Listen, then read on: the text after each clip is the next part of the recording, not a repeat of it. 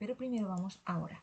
Maravilloso y eterno Padre, queremos darte gracias en esta hora porque siempre has tenido un plan con el ser humano, no solamente el crearlo, sino también el redimirlo y poderlo rescatar para poder, en últimas, quedarte con nosotros. Gracias, Señor, por eso. Envía, por favor, tu Santo Espíritu, que fue quien inspiró las Sagradas Escrituras para que nosotros podamos entender de qué se trata este plan. Te lo pedimos en el nombre de Jesús. Amén. Bueno, déjenme chequear aquí un momentito. Sí, estamos grabando. Perfecto. Nos dice entonces que al iniciar este estudio, yo quiero sugerirles que por favor estudien de manera personal estos temas que les voy a mencionar, porque para poder entender Apocalipsis necesitamos tener claros el tema del santuario, la historia de Elías, el éxodo de Israel de Egipto, la historia de Israel en cautiverio en Babilonia, porque Apocalipsis está saturado de estos temas y por eso vamos a ir de lo más simple a lo más complejo. La idea es que con estos temas podamos comprender perfecta y cabalmente todo este plan de la salvación. Ahora, Jesús es el creador y el responsable de nuestra existencia. Es decir, que cuando Dios nos creó, Él tenía un plan con nosotros, lo hizo a propósito. Vamos a mirar. En ese plan de la salvación fue hecho antes de la fundación del mundo. Antes de que existiera este planeta, antes de que existiéramos nosotros, Dios ya estaba preparado. Vamos a mirar, por ejemplo, qué nos dice Efesios en el capítulo 1. Vamos a mirar Efesios capítulo 1 y vamos a leer del 4 al 5. Nos dice, Dios nos escogió en Cristo desde antes de la creación del mundo para que fuéramos santos y sin defecto en su presencia por su amor. Estoy leyendo aquí de la Biblia Dios habla hoy. Mire pues como nos está diciendo, Él nos escogió para que fuéramos santos. Ahora, el que nos haya escogido no quiere decir que estemos predeterminados para que hagamos como robots lo que Él dice, no, nos escogió. Pero yo ya ahora decido si quiero ser parte o no de este plan. Nos había destinado a ser adoptados como hijos suyos por medio de Jesucristo, hacia el cual nos ordenó según la determinación bondadosa de su voluntad. Nuevamente nos dice, estamos destinados para adopción, pero yo soy la que termino decidiendo si quiero o no ser adoptada. Segunda de Timoteo, vamos a leer allí Segunda de Timoteo, acá está, y vamos a leer el capítulo 1:9. 1:9. Ahí están los demás versículos, es una tarea que debemos de realizar, leer versículo por versículo, pero pues para que no se alargue tanto la presentación, vamos a leer unos cuantos. Dios nos salvó y nos ha llamado a formar un pueblo santo, no por lo que nosotros hayamos hecho, sino porque ese fue su propósito y por la bondad que ha tenido con nosotros desde la eternidad, por Cristo Jesús. Así que simplemente se nos está diciendo, Dios quiso crearnos. Él quería compartir con esta raza lo que es Él, lo que Él tiene para nosotros. Pero como les digo, está en nosotros el que lo aceptemos o no. Miremos esta segunda de Tesalonicenses y vamos a leer el 2, capítulo 2, versículo 13. Pero nosotros siempre tenemos que dar gracias a Dios por ustedes, hermanos, amados por el Señor, porque Dios los escogió para que fueran los primeros en alcanzar la salvación por medio del Espíritu que los hace santos y de la verdad en que han creído. Entonces mire que Dios siempre desde un comienzo nos crea con un propósito. Ahora, cuando Adán fue creado, se le hace a él rey del planeta. Es decir, apenas la Tierra fue terminada, a Adán se le va a entregar el planeta y lo van a convertir prácticamente en el príncipe de este mundo. Nos lo dice ahí Salmos en el capítulo 8 y vamos a leer del 3 al 5. Cuando veo el cielo que tú mismo hiciste y a la luna y las estrellas que pusiste en él, pienso, ¿qué es el hombre? ¿Qué es el ser humano? ¿Por qué lo recuerdas y te preocupas por él? Pues lo hiciste casi como un Dios, lo rodeaste de honor y dignidad. Y en el versículo 6 nos dice, le diste autoridad sobre tus obras, lo pusiste por encima de todo. Entonces, si ven, aquí vemos que ahora Adán tiene el lugar número 1. Pero ¿qué pasa? Que cuando Adán y Eva son creados, se hace con esa libertad, ¿no? Como ya les he hablado. Pero como sabemos, ellos en esa libertad cayeron en la tentación Y es aquí entonces donde entra el plan de la salvación. Vamos a ver entonces de qué se trata. Al haber fracasado, por así decirlo, en esa prueba que se le fue presentado a Adán, el enemigo entra a usurparle ese puesto de Adán y quedó sometida la raza humana bajo este nuevo príncipe. Es como si yo tuviera una casa y yo le pasaran las escrituras a esta persona. Para poder yo volver a tener esa escritura, mire lo que me dice que tenía que pasar. En Lucas 4:4-7, vamos a mirar qué es lo que pasa para confirmar, perdón, aquí que el nuevo príncipe es Satanás. Lucas 4:4-7, mire lo que nos dice. Jesús le contestó, la escritura dice, no solo de pan vivirá el hombre. Luego el diablo lo levantó y mostrándole en un momento todos los países del mundo, le dijo, yo te daré todo este poder y la grandeza de estos países porque yo lo he recibido. En realidad no es yo lo he recibido, él lo usurpó, se lo quitó de manera engañosa a Adán. Y yo se lo voy a dar al que yo quiera. Si te arrodillas y me adoras, todo será tuyo. Aquí vemos entonces que cuando Adán cayó, pues el nuevo propietario pasó de la tierra, por así decirlo, fue Satanás. ¿Qué pasaba? Que para poder rescatar al ser humano se necesitaba un pariente cercano. Mire lo que nos dice Levítico en el capítulo 25 y vamos a leer el versículo 25. Nos dice, si uno de tus compatriotas se queda en la ruina y te vende alguno de sus terrenos, su pariente más cercano podrá venir y rescatar lo que su pariente había vendido. ¿Quién puede rescatar? Un pariente cercano. Y miremos lo que dice el 47 al 49 ahí mismo. Si un extranjero que vive en tu tierra se hace rico y en cambio uno de tus compatriotas vecinos del extranjero se queda en la ruina y se vende a sí mismo hacia el extranjero o algún otro extranjero, tendrá derecho a que se compre su libertad aún después de haberse vendido, podrá ser rescatado por uno de sus hermanos. Ahora, ¿qué pasa? Que en la tierra no había ningún hermano que nos pudiera rescatar. ¿Por qué? Porque en Romanos 3:10-23 dice que todos nos vendimos a servidumbre, todos caímos, fuimos destituidos de la gloria de Dios, no tenía nadie con qué pagar ese rescate. Y ahí es donde entra el plan de la salvación y el sistema de los sacrificios. Porque la justicia divina requería un castigo por el pecado. A Adán y Eva se les dijo, miren, ustedes pueden comer de todos los árboles que están acá, pero del árbol de la ciencia del bien y del mal, de ellos no podrán comer, porque el día que ustedes coman, pues ciertamente van a morir. Eso nos lo dice ahí en el capítulo Génesis 3:17. ¿Cuál es entonces la paga del pecado? La muerte. Ahora, aquí es donde entra la misericordia divina. Porque, bueno, si yo tengo que morir, entonces ¿cómo me van a salvar? Pues que hay que redimirla y para hacerlo tiene que ser un pariente cercano y Jesús se va a presentar como ese pariente cercano. Qué lindo lo que nos dice aquí Juan en el capítulo 1, en el versículo 14. Aquel que es la palabra se hizo hombre. Dios, siendo Dios, se va a despojar y se va a meter aquí entre los hombres para hacerse eso, mi hermano, y poderme así rescatar. De otra manera no lo hubiera podido hacer. Y hemos visto su gloria y la gloria que recibió el Padre por ser su Hijo único, abundante en amor y en verdad. Y realmente que nos ama demasiado para poder haber hecho esto, porque nos va a venir a rescatar. Y la manera de rescatarnos es que él mismo se va a ofrecer como ese sacrificio voluntario. Ya en Génesis 3 del 1 al 14 pues nos va a contar la historia de cómo fue que Adán y Eva cayeron en esa trampa engañosa de Satanás que se presenta allí como serpiente, diciéndoles que pues que si tomaban de ese árbol prohibido, en realidad se iban a volver como dioses. Y pues la primera que cae es Eva, luego ella tienta a su esposo y pues caen juntos. Pero inmediatamente vamos a ver que ahí en Génesis, en el capítulo 3, en el versículo 15, aparece la primera promesa de salvación. Se le dice a la serpiente, haré que tú y la mujer sean enemigas, lo mismo que tu descendencia y su descendencia. Su descendencia te aplastará la cabeza y tú le morderás el talón.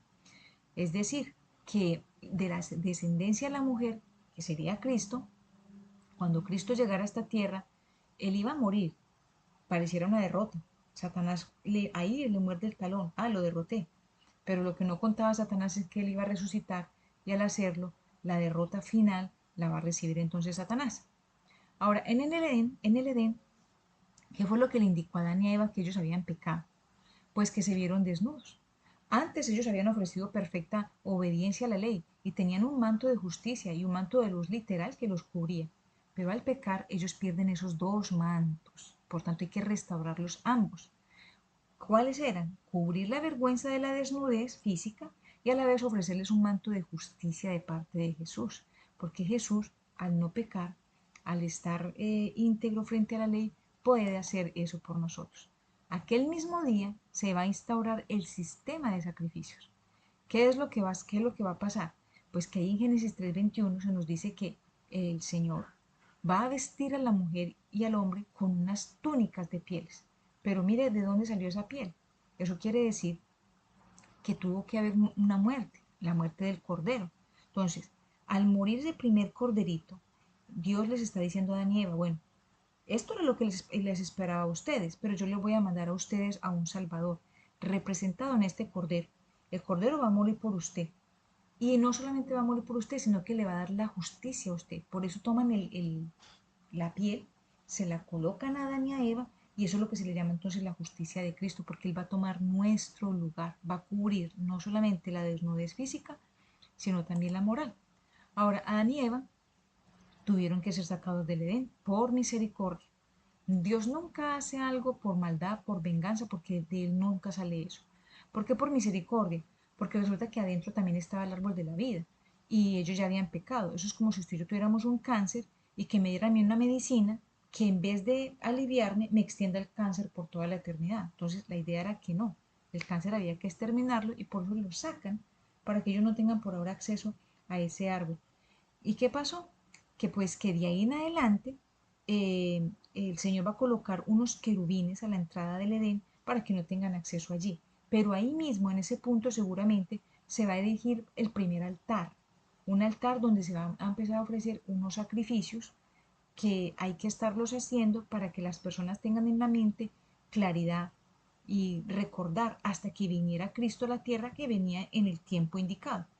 Ahora, Adán vivió 930 años en la tierra, por tanto, él mismo empezó a contarle a sus hijos, a sus nietos, a sus bisnietos y tataranietos lo que había pasado de la boca de él. Por todos esos años él les cumplió, mire, ese fue nuestro Edén, allá vivíamos nosotros, pero ahora, a causa de la caída, nosotros debemos de hacer este sistema de sacrificios como nos lo ha dicho nuestro Dios para que podamos ser redimidos. Entonces, todo esto se está dando antes del diluvio. Pero estos sacrificios debían seguir unas instrucciones estrictas que Dios había dejado para eso. Por eso es que vemos aquí que cuando uno lee, por ejemplo, Génesis en el capítulo 4, 3 y 4, vemos que algo que no nos cuadra. Nos dice, pasó el tiempo y un día Caín llevó al Señor una ofrenda del producto de su cosecha. También Abel llevó al Señor las primeras y mejores crías de sus ovejas. El Señor miró con agrado a Abel y a su ofrenda, pero vea lo que dice el versículo 5, pero no miró hacia Caín ni a su ofrenda, por lo que Caín se enojó muchísimo y se puso de muy mala cara. Uno dice, pero ¿por qué si los dos llevaron las ofrendas, por qué Dios rechaza a Caín? ¿Acaso hay algún profetitismo? Y no, lo que pasa es que la ofrenda estrictamente tenía que ser un animalito, un cordero de un año, sin defecto. Pero Caín, siguiendo su inclinación, no, pues yo creo que esto fuera mejor así. Yo no voy a llevar ningún cordero porque yo soy agricultor, yo voy a llevar las mejores frutas. Seguramente le ofreció las mejores frutas al Señor, pero es que las frutas no eran lo que se había dicho que se debía de ofrecer. Caín entonces se ensañó contra su hermano por haber seguido las instrucciones de Dios. Y aquí en Génesis 4:5 entonces nos dice que se comete el primer asesinato. Y es muy triste porque apenas habían 4 personas en la tierra. Resultado del pecado. El pecado es algo tan terrible que miremos cómo esto hace estragos en un momento. Vemos que ese primer asesinato lo comete un hermano contra otro. Ahora, el pecado se propagó por la tierra, siendo esta generación de Caín la más corrupta. Caín se dedicó a eso, a lo malo, a hacer lo malo, al punto que Dios tuvo que tomar medidas para limpiar la tierra. Ahí en Génesis 6, del 5 al 6 nos dice, el Señor vio que era demasiada la maldad del hombre en la tierra y que éste siempre estaba pensando en hacer lo malo. Le pesó haber hecho al hombre con mucho dolor. Este es el resultado entonces del pecado. Pero aquí vemos nuevamente a Dios diciendo, ok, las cosas se han puesto muy mal, yo voy a enviar un diluvio, eligió una persona que es el famoso Noé para construir un arca como medio de salvación. Aquí es donde mucha gente erra diciendo, ah, pero es que Dios porque tenía que destruir la tierra. O sea que si yo no le obedezco a Dios, entonces Dios me destruye. Entonces Dios es un Dios arbitrario, entonces Dios es tal cosa. Pero no, Él está anunciando que va a haber una destrucción de la tierra, pero les voy a dejar un medio para que se salven. Súbasen al arca y así ustedes se salvan. De hecho, Noé predicó 120 años acerca de este tema del diluvio. Pero ¿qué pasó? Que de todas las personas que estaban allí en la tierra, que seguramente ya eran muchas, solo 8 personas aceptaron este plan. 8 personas se salvaron. Noé construyó el arca con ese fin, pero pues es mi deber yo subirme o seguir. Aquí es donde el Señor dice, "Bueno, ustedes están, por ejemplo, predeterminados para salvación, pero te tienes que subir al arca. Asimismo, hoy nosotros necesitamos aceptar a Cristo como nuestro Salvador, de resto no hay salvación. Y aquí cuando se baja Noé del arca, a lo que ya la tierra olvidó y se secó, lo primero que hace es construir un altar. Venían con la idea, ¿no? Adán había transmitido esa información y entonces vemos a este patriarca construyendo ese altar. Después del diluvio, el Edén fue retirado, ya no está más en la tierra y es por eso que vemos entonces que los primeros patriarcas van a adorar a Dios construyendo un altar. Ahora es importante recordar que Dios es el que coloca las condiciones, no nosotros. Él dice cómo lo debemos de adorar, no como yo creo y pienso, sino como Él dice. Tristemente, la generación de Abraham también se corrompió. ¿Quién era la generación de Abraham? Pues Sem. Recordemos que Noé tuvo 3 hijos, Sem, Cam y Jafet. Pues resulta que de la generación de Sem nace Abraham. Y por alguna razón se volvieron idólatras. Es increíble. Si él estuvo allí en el diluvio, si él presenció eso, yo no sé cómo esta generación pronto también se pervirtió y va a llamar Dios de allí, de esa generación, a un hombre llamado Abraham y quiere hacer con él una gran nación. No porque él tenga preferitismo, sino porque con esa nación él quiere ser el mostrario para otros y así otros vengan hacia él. Y vemos que también Abraham empieza a construir altares. Ahora, los patriarcas y sus familias. Se les llama patriarcas a todos estos grandes personajes, a un Noé, a un Abraham, a un Isaac, Jacob, Esaú. ¿Qué vemos de estas familias? Pues que ellos entendían el plan de la salvación. Ellos lo entendían perfectamente, en donde un cordero tomaría el lugar de ellos para morir y recibir esa paga del pecado. Ahora, estos altares eran testimonios de su fe en Dios y su profunda relación con Él. De Abraham nace el hijo de la promesa, se va a llamar Isaac, y es llamado así porque fue prometido por Dios, para hacer de él una gran nación. Nace en la vejez de Abraham porque pues Dios también quiere mostrar que para él no hay nada imposible. Ahora, Isaac también construyó altares a Dios como nos lo dice Amós 7:9. También Isaac tuvo 2 hijos. Uno se llamaba, con Rebeca, uno se llamaba Esaú y otro se llamaba Jacob. Este último va a continuar con ese legado de ser como ese patriarca, de hacer los altares, de presentar la familia ante Dios. Jacob tuvo 12 hijos. Él los convoca frente a sus altares. Y entonces, de esa manera, es que los patriarcas empiezan a dirigir el culto a Dios. Ahora, más adelante vamos a ver cómo Dios le cambia el nombre a Jacob. Por alguna razón, ustedes lo podrían estudiar allí en Génesis 32 y 35. A Jacob se le cambia el nombre, ya no se va a llamar Jacob, sino que se va a llamar Israel. Como él tenía 12 hijos, se van a llamar las 12 tribus de Israel, es decir, los 12 hijos de Jacob. El pueblo de Israel quedaría atrapado en Egipto. Esto ya se lo habían dicho a Abraham. Por cuestiones de un hambre que iba a haber sobre la tierra, el pueblo que estaba en Canaán, viviendo en Canaán, bajó a Egipto, donde sí había comida. Allí llegaron, pero allí se quedaron y allí se amañaron y no se fueron del país. No sabemos la razón por qué se quedaron, por qué después de esa hambruna no se devolvieron, sino que se amañaron, como les digo ahí, y empezaron a propagarse en Egipto. Cuando muere ese faraón que estaba allí, que los había conocido juntamente con José, surge otro faraón y este faraón ve que, oiga, los israelitos son más que nosotros, a lo que haya una guerra y esta gente se vuelva contra nosotros. No, no, no, eso es mejor esclavizarlos. Y ahí es donde este pueblo queda atrapado allí bajo una servidumbre muy dura y claman a Dios.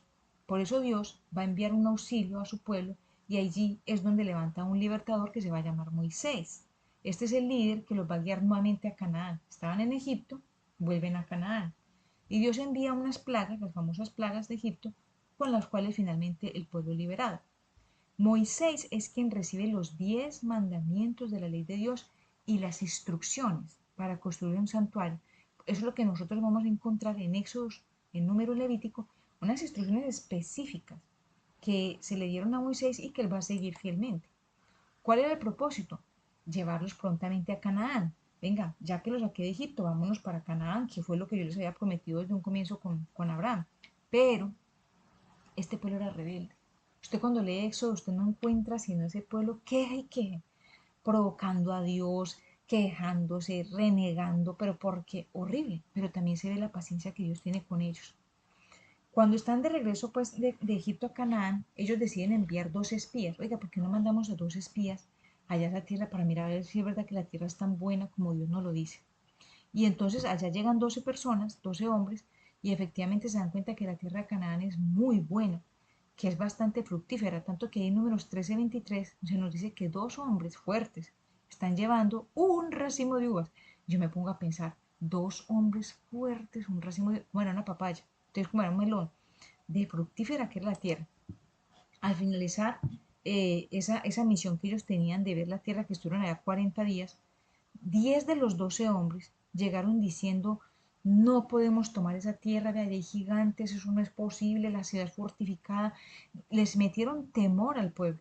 Pero 2, que fueron José y Caleb, dijeron, no, claro que sí podemos, nosotros estamos con Dios, vamos, vamos, que sí podemos hacerlo. Pues ¿sabe qué? El pueblo habló incluso de apedrearlos, del miedo que ya tenían de entrar a esa tierra.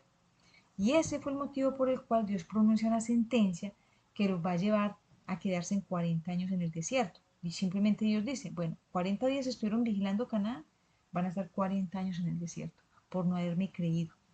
Y ahí en adelante el pueblo va a ser nómada por estos años. Sin embargo, la misericordia de Dios no se aparta. Antes, por el contrario, mire lo que nos dice en Éxodo 25, 8 al 9.